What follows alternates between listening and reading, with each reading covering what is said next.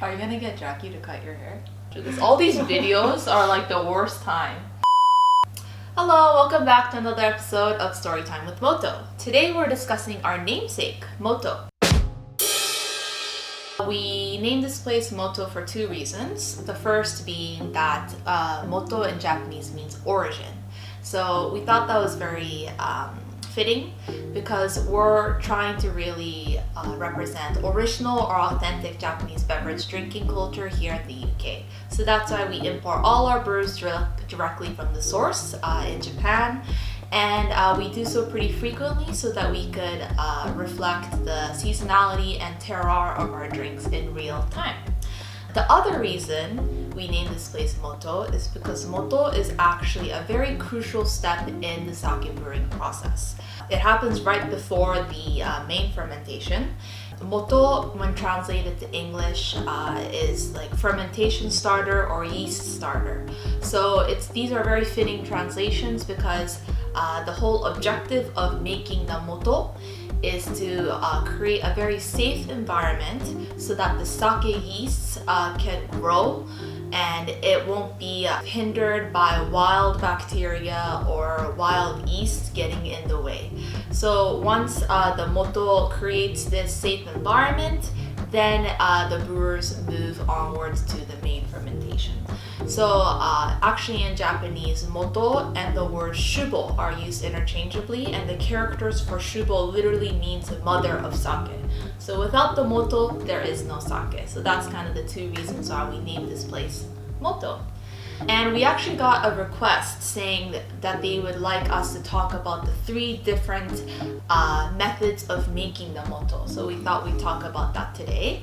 All these different methods were discovered at different points in history. They all take different amounts of time and effort on behalf of the brewers to carry out, and they also lead to different flavor profiles in the final product. So I'll start off with the most modern method, which is called the Sokujo Moto. So this method was discovered in 1910 and it has been the method of choice for the majority of brewers to this very day. What happens in this method is basically brewers would buy commercially available lactic acid. Why? Because lactic acid is the secret to keeping that safe environment for the yeast to grow. So they would buy this lactic acid that's created in labs. They would chuck it into this small fermentation tank along with sake's other ingredients. And then you let the lactic acid create that safe environment, and then the yeasts grow to the appropriate levels, and then they move on to the main fermentation. So this whole process takes around 2 weeks, which is actually the most time efficient compared to all the different methods we'll talk about today. It's actually the easiest for brewers to control, and the final product ends up being a very kind of cleaner, lighter, almost simpler type of sake. So it sounds a little bit like related to ginjo kind of style. Definitely ginjo is, that method was discovered around or really got popularized from the 1980 onwards. And these are both newer styles for sure. And the Sokujo Moto method really allows for that fruity floral style. So they're very compatible, these two styles. This method, basically 90% of the sake in the market today is made with this modern method. The other 10%, brewers still use a very traditional method called the Kimoto method. The Kimoto method, basically, it was very popularized around like the Edo period, so late 1600s onwards. And because brewers didn't have access to commercially available lactic acid, they had to rely on nature. So for around 2 weeks, they would actually wait for naturally occurring lactic acid bacteria to fall in from the air into the tanks. And they weren't just idly like waiting, fiddling with their thumbs. They would use these very long wooden poles, and they would be smashing down on the sake to create like a puree-like consistency. So while they waited for the bacteria to fall in, they would just pound with these long wooden poles, and it was a very labor intensive, very tiring process. So they would do this for like 2 weeks. So actually over the course of history, these brewers created a lot of different songs to help them pass the time.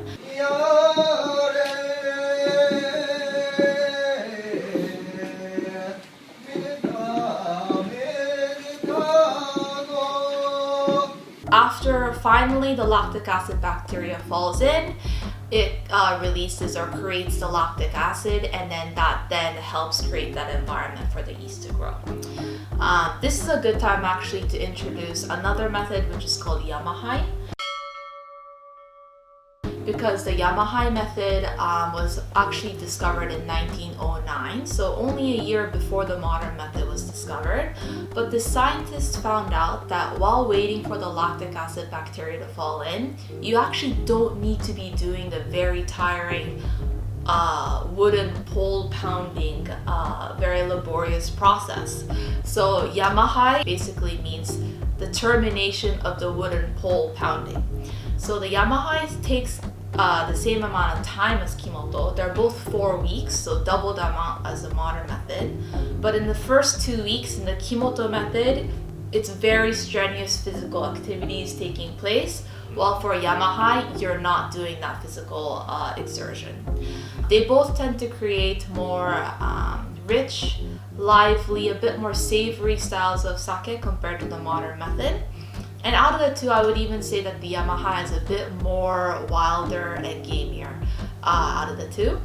So that's why brewers now, even though it takes more time, Kimoto takes more effort, but it's more of a stylistic choice as to why you would choose this method. And actually the sake we're drinking today, you beat me to it, you've been drinking more, but it's called Shinomine Yamadanishiki Junmai Kimoto. So now you recognize one of the words on the label. It is a more elegant interpretation of Kimoto style, I think. There's more like, you have the floral and the aromatic, the fruitiness, but there's definitely the underlying tones, I think, of a nutty component.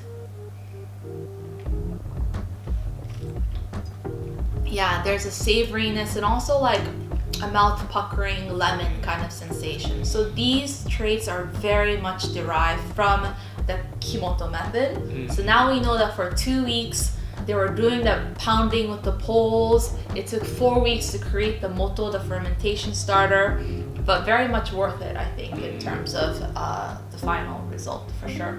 Acidity is a little bit higher. For sure. Other Yeah, acidity is something that could be impacted by using these traditional methods. Yeah, so savoriness, acidity, even a tartness and a sweetness as well could be elevated with these traditional methods. Lastly, before I forget, the very final method is called Moto. It's the most ancient method.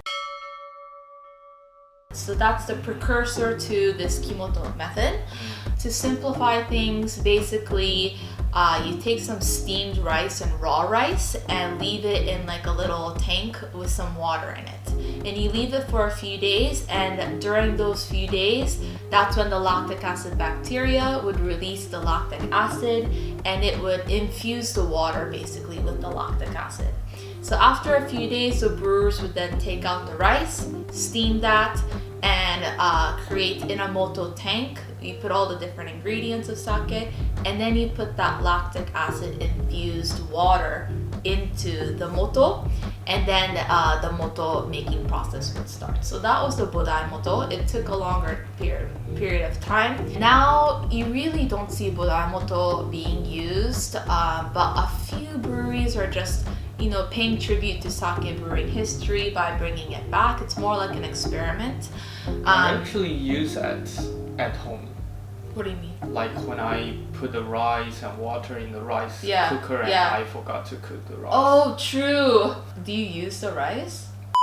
Moto sake, actually I love trying it whenever I see one for sale. Whenever I come across it. Yeah. It's safe, but it does taste a bit, it's like it tastes more sour for sure. there's some earthy qualities, some sour qualities to a Bodaimoto sake, so maybe you should try your rice. So that's Bodaimoto for you. If you ever see it around, give it a shot. It's a very unique, funky style. Yeah. So that's the 3 styles that we covered today. That was a lot of information, but basically Bodaimoto is the ancient one. You create the lactic acid infused water first, then came the Kimoto and Yamaha, their traditional methods leading to more savory, umami type of sakes, more full-bodied, richer profile. The Kimoto, which this sake is made from, is more labor intensive than the Yamaha. And then the Sokujo Moto followed. It's a modern method. 90% of the sake today is made with that method. It cut the moto making time in half, easier for brewers to control, and leads to more of this light, clean styles of sake. Very, very much compatible with making like the ginjo styles of sake like we discussed. And if all that was a bit too much to chew on, then just know that one style is not better than the other, but they do lead to very different flavor profiles. So just try them all out and see which one is your preferred style. And on that note, kanpai!